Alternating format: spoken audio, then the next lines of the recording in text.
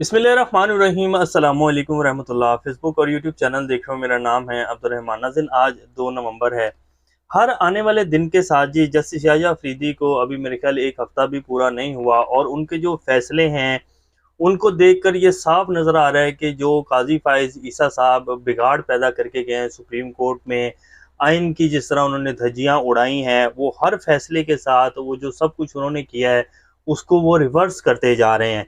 तो इस सारे अमल को देखते हुए जो है वो अब 26वीं आइनी तरमीम, जो कि आइन के ऊपर एक स्याह बादल थे, वो भी छटते हुए नज़र आ रहे हैं जी। आज सुप्रीम कोर्ट में पाकिस्तान की सबसे बड़ी जो वकला एक्शन कमेटी है जी, उसका इजलास हो रहा है और कन्वेंशन हो रहा है, जिसमें तमाम पाकिस्तान से जी जितने वकला बार्स हैं उनके सदूर हजरात जो हैं वो शामिल हो रहे हैं। तमाम जो साबिक सीनियर वकला हैं, जो कि जिनमें बड़े नाम हैं, हामिद अली खान साहब, अली अहमद कुर्द, मुनीर मलिक, तमाम जो बड़े सीनियर वकला हैं वो भी सब तलब हैं जी। और आज अहम फैसले लिए जाएंगे। 6 इस्लामाबाद हाई कोर्ट के जजेस की कल जस्टिस याहिया अफरीदी से मुलाकात हुई है। हुकूमत जो है वो इतने पैनिक में आ गई है जी, इतने पैनिक में आ गई है कि मैं आपको जब तफसीलात बताऊंगा तो आप लोग कहेंगे कि हुकूमत अब जा रही है। इमरान खान साहब की रिहाई नवंबर में हो जाएगी। बहुत बड़े वकील इमरान खान साहब के, उन्होंने ये दावा कर दिया है। तो ये क्या अपडेट्स हैं। इसके साथ साथ पीटीआई ने जी एहतजाज की कॉल जो है वो देने जा रही है अगले 5 से 10 दिन के अंदर, और ये एहतजाज धरना होगा जी। और इतना बड़ा एहतजाज पीटीआई क्या कर पाएगी, इस हवाले से कुछ तफसीलात आपके सामने रखेंगे। इमरान खान साहब जी डयाला जेल में पिछले 2 दिन से जो समातें हुई हैं उसमें उन्होंने बिल्कुल भी सहाफ़ियों से बात नहीं की। हमारे जो सिक्योरिटी अदारे हैं जी, उनकी तरफ से सियासत में जो एक मुदाखलत होती है उस पर एक बयान जारी किया गया, वो भी आपके सामने रखेंगे। जरदारी साहब का पाँव फ्रैक्चर हुआ है या नहीं हुआ है, या वो वैसे ही जो है छुट्टियों के ऊपर गए हैं, क्या चल रहा है जी। नवाज शरीफ साहब अमेरिका में गए हुए हैं और शहबाज शरीफ साहब अभी अभी सऊदी अरब और कतर के पाँव पकड़ कर आए हैं। तो ये क्या सूरत हाल है, ये सारी तफसीलात आपके सामने रखेंगे। इससे पहले अगर आप लोगों ने चैनल को सब्सक्राइब नहीं किया तो रेड बटन को प्रेस कर लें और बेल आइकॉन को भी प्रेस कर लें, ताकि लेटेस्ट अपडेट्स आप लोगों को मिलती रहें। ये जो हमारा ताल्लुक है ऐसे ही जुड़ा रहे। सबसे पहले आते हैं कि जी सुप्रीम कोर्ट में जजेस की तादाद जो है वो बढ़ा दी गई है। कायमा कमेटी ने सुप्रीम कोर्ट के जजेस की तादाद 17 से बढ़ाकर 25 करने का बिल मंजूर कर लिया गया। फारूक एच नाई की जेर सदारत सेनेट कमेटी बराए कानून इंसाफ का इजलास हुआ। सेनेटर कामरान मुंतजा का कहना था कि हाई कोर्ट्स में जजेस की सीटें खाली हैं, लेकिन हुकूमत जो है वो सुप्रीम कोर्ट के जजेस की तादाद बढ़ा रही है।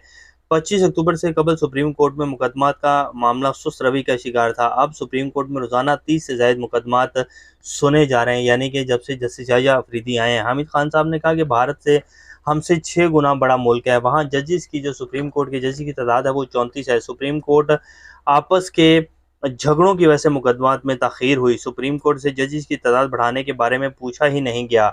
इनका मजीद कहना था कि 26वीं आईनी तरमीम से अदलिया को नुकसान पहुंचा है। हुकूमत अदलिया पर कंट्रोल के लिए जजेस की तादाद बढ़ा रही है, और इसमें कोई शक नहीं है जी, हुकूमत सिर्फ अदलिया के ऊपर जो है कंट्रोल बढ़ाना चाहती है, इसलिए 26वीं आईनी तरमीम भी की गई। और प्रैक्टिस एंड प्रोसीजर कमेटी में जस्टिस मंसूर और मुनीब को निकालने के लिए सदर साहब ने ऑर्डिनेंस पास किया, और काजी साहब जो है उन्होंने खुद ही जो है फैसला लेके जस्टिस अमीनुद्दीन खान को इंटर कर लिया। वो तो खैर अब जस्टिस याहिया अफरीदी ने आकर वो फैसला रिवर्स किया और जस्टिस मंसूर और मुनीब को जो है दोबारा उन्होंने प्रैक्टिस एंड प्रोसीजर कमेटी का हिस्सा बनाया है। तो हुकूमत जी सिर्फ और सिर्फ सुप्रीम कोर्ट के ऊपर कंट्रोल करना चाह रही है, और ये पीएमएलएन की और पीपल्स पार्टी का जो है ये पुराना तर्ज अमल है जी। और इन्होंने इसी तरह सियासत की है, डील करके, बूट पॉलिश करके, तमाम अदारों को जो है वो कंट्रोल करके। ये कोई जमहूरी लोग नहीं है, ये सिर्फ जमहूरियत का राग लाते हैं, ये बेवकूफ़ बनाते हैं पाकिस्तानी कौम को जी। अभी आप देखेंगे पाकिस्तान की इकोनॉमी की जो सूरत हाल है, टीवी के ऊपर चलाया जा रहा है कि जी पाकिस्तान की इकोनॉमी जी बल्ले बिल्कुल सीधी होकर चल पड़ी है। लेकिन आईएमएफ ने जो आज मुतालबा किया पाकिस्तान से, उन्होंने कहा है कि जी अगर आपने नेक्स्ट जो किस्त है वो लेनी है तो उसके लिए 500 अरब रुपए का मजीद जो है वो टैक्स आवाम के ऊपर लगाएं और मिनी बजट जो है वो लेकर आए। अब इस मिनी बजट से क्या तूफान बरपा होगा। पूरी दुनिया में जो इस टाइम पेट्रोल की प्राइसेस हैं वो $67 फी बैरल पर आ चुकी हैं, और पाकिस्तान में जो हमारी हुकूमत है उसने 2 से 3 रुपए जो है मजीद पेट्रोल की प्राइस बढ़ा दी है। पूरी दुनिया में इस टाइम कोई भी मुल्क ऐसा नहीं है जी जो कि पेट्रोल के ऊपर इतना टैक्स जो है वो अपनी कौम से ले रहा हो जितना इस टाइम पाकिस्तान में लिया जा रहा है। तो ये हुकूमत सिर्फ और सिर्फ जी अपने मुफादात को लेकर चल रही है। अब वफाकी हुकूमत ने जी एक और मजीद बिल जो पास किए जी, जो मैं आपके सामने रखूंगा तो आप हैरान हो जाएंगे। जैसे वो इस ये जो आइनी तरमीम का पहला मसवदा था उसमें ये कहा जा रहा था कि जी सिक्योरिटी फोर्सेज जो हैं वो किसी भी बंदे को जो है वो गिरफ्तार कर सकती हैं अगर उसके ऊपर कोई दहशतगर्दी का कोई मामला है उसके साथ, या वो किसी ऐसी उसमें पाया गया है, तो उसको सिक्योरिटी फोर्सेस जो हैं वो गिरफ्तार कर सकती हैं। हुकूमत ने सिक्योरिटी फोर्सेस को किसी भी फ़र्द को गिरफ्तार करने की इख्तियार देने का फैसला कर लिया है। इंसदादी दहशतगर्दी एक्ट 1997 में तरमीम का बिल कौमी असम्बली में पेश किया गया, जिसके तहत आर्म्ड और सिविल आर्म फोर्सेस को दहशतगर्द सरगर्मियों में मुलव्विस फ़र्द को गिरफ्तारी का इख्तियार होगा।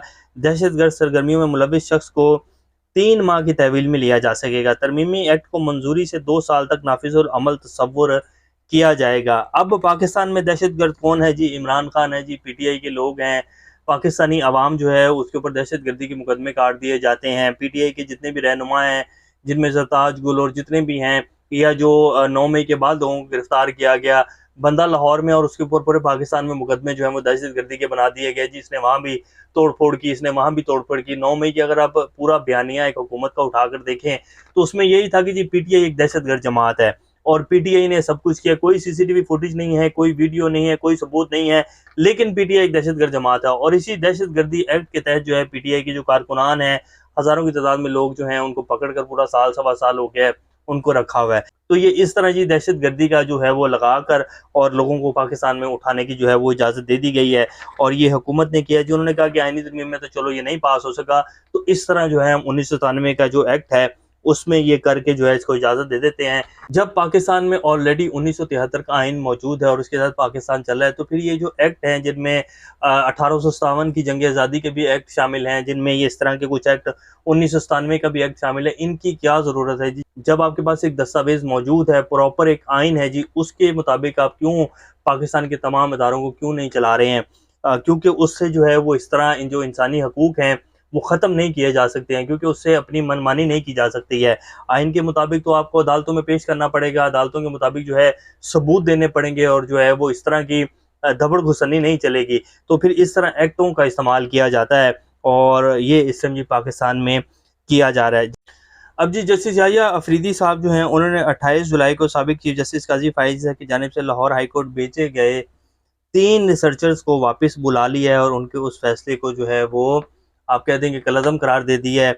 और ये 3 रिसर्चर जो हैं इनमें सिविल जज ज़फ़र इकबाल, सिविल जज हसन रियाज़, सिविल जज वकास अली मज़हर जो हैं वो शामिल हैं और इनको दोबारा सुप्रीम कोर्ट उन्होंने बुला लिया है। जस्टिस मंसूर अली शाह की टीम का ये तीनों रिसर्चर्स जो थे वो हिस्सा थे और चीफ जस्टिस काजी फाइज़ ईसा ने ये फैसला किया था जी 28 जुलाई को और उनको लाहौर हाई कोर्ट जो है वो भेज दिया था। तो ये इस तरह जी जस्टिस याहिया अफरीदी जो हैं वो काजी फाइज़ ईसा के किए गए हुए जितने भी काले फैसले थे उनको रिवर्स करते जा रहे हैं। जैसे कि उन्होंने प्रैक्टिस एंड प्रोसीजर कमेटी से जस्टिस मंसूर और जस्टिस मुनीब को निकाल दिया था, उन्होंने उस फैसले को भी रिवर्स कर दिया। फिर उन्होंने ये दूसरा फैसला जो है उनका आज रिवर्स कर दिया है। इस्लामाबाद हाई कोर्ट के जो 6 जजेस थे जी जिन्होंने एस्टेब्लिशमेंट की मदाखलत का ख़त जो है वो लिखा था सुप्रीम जुडिशल काउंसिल को, जिसका बहुत ज़्यादा जो है वो शोर भी हुआ था और पूरा एक जो है वो निज़ाम हिल गया था बेसिकली जी उनके इस ख़त के बाद। तो उन जजेस ने जब वो ख़त लिखा था तो काजी साहब ने उन्हें पहले तो बुलाया ही नहीं था और उसके बाद जब उन्हें बुलाया तो उनको कहा कि जी आपने क्यों लिख दिया ख़त, किसने लिखा ये ख़त, कहाँ मुदाखलत हो रही है, आप कैसे कर सकते हैं। यानी कि उन्होंने उस पूरे मामले को जो है वो दबा दिया और कहा कि मैं तो एक्सटेंशन लेने के प्लान में चल रहा हूँ, क्यों मेरा प्लान जो है वो ख़राब कर रहे हैं। और उसमें बराबर का साथ जो है चीफ जस्टिस जो इस्लामाबाद हाई कोर्ट हैं आमिर फारूक साहब उन्होंने काजी फाइज़ ईसा का दिया। इनका भी रेफरेंस जो है वैसे सुप्रीम जुडिशल काउंसिल में पड़ा हुआ है, तो इनके भी दिन जो है वो थोड़े हैं जो इस्लामाबाद हाई कोर्ट के चीफ जस्टिस हैं। तो उन्होंने जी उनसे मुलाकात की है और उनको प्रॉपर यकीन दहानी करवाई है इंसाफ की और ये कहा कि जी सुप्रीम कोर्ट आपके पीछे मुत्तहिद होकर खड़ी हुई है, आप अपने फैसले दें, अब मुदाखलत का सामना आपको बिल्कुल भी नहीं करना पड़ेगा। और इसके साथ साथ जी एक और बात भी इस टाइम चल रही है इस्लामाबाद के हलकों में कि जी बाकायदा जो है वो पैगाम रसानी की गई है कि जी आप जो है वो मुदाखलत मत करें, हर बंदा जो है अपनी अपनी हदूद में रहकर काम करेगा आइन और कानून के मुताबिक। अगर मुदाखलत की जाएगी तो फिर उसका जवाब जो है वो बड़ा ख़तरनाक आएगा। यानी कि अब वो काजी फाइज़ ईसा वाला जो हिसाब है ना वो बंद हो गया, उनके जाने के बाद वो बाब बंद कर दिया गया है। ये समझ लेंगे तो अच्छा होगा। तो ये इस तरह की पैगाम रसानी जी की गई है। वुकला एक्शन कमेटी का इजलास जी इस टाइम इस्लामाबाद में सुप्रीम कोर्ट में चल रहा है, जिसमें जी तमाम जो वुकला बार एसोसिएशन के सदूर हैं, जिनमें साबिक सदर हामिद अली खान है, अली अहमद कुर्द हैं, मुनीर मलिक हैं, इसी तरह हाई कोर्ट बार एसोसिएशन के सदूर हैं, लाहौर हाई कोर्ट बार के सदर असद मंजूर भट्ट हैं, पेशावर हाई कोर्ट बार के सदर जो हैं वो फिदा गुल हैं, बलूचिस्तान हाई कोर्ट बार के सदर अफजल रिफाल हैं और इसी तरह सिंध हाई कोर्ट बार के सदर भी हैं। तो तमाम जो बार कौंसल्स हैं उनके जो वकला हैं, नुमाइंदगान हैं, आज वो सुप्रीम कोर्ट में जी इस एक्शन कमेटी के इजलास में और कन्वेंशन में शामिल हैं और इसमें जी मुल्क गिर तहरीक चलाने का जो है वो फैसले किया करने का जो है वो कहा जा रहा है और कहा जा रहा है कि जी इस आइनी तरमीम को किसी सूरत जो है वो तस्लीम नहीं किया जाएगा और वकला की तहरीक का जो है वो अंदिया दिया जा रहा है। और दूसरी तरफ पीटीआई ने भी ऐलान कर दिया कि जी तमाम जो जलसे जिनका ऐलान किया गया था उनको मौखर किया जाता है और सवाबी के मकाम पर एहतजाजी धरना जो है वो दिया जाएगा, सवाबी इंटरचेंज जो है, और ये 3 दिन तक जारी रहेगा। मुल्क भर से वर्कर्स और रहनुमा शिरकत करेंगे। धरने से हर रोज़ मरकज़ी सूबाई कायदीन जो है वो खिताब करेंगे। 10 तारीख के बाद किसी मौजूद दिन का इंतखाब किया जाएगा। धरना सवाबी क़याम-ओ-क़याम के मुकाम पर दिया जाएगा। तो पीटीआई ने भी ये धरने का ऐलान कर दिया। दूसरी तरफ वकला जो है वो तहरीक चलाने का ऐलान कर रहे हैं। तो आने वाले ये जो दिन हैं जी, ये फैसला कुन होने जा रहे हैं। ये हुकूमत नहीं चल पाएगी और ये हुकूमत चल भी नहीं सकती है जी, इनसे मुल्क नहीं चल रहा है। ये सिर्फ मीडिया को पैसा लगाकर जो है एक बयानिया बना रहे हैं टीवी के ऊपर कि जी मुल्क की मैशत जो है वो सीधी हो गई है, जी ये हो गया, जी आईएमएफ से पैकेज मिल गया है।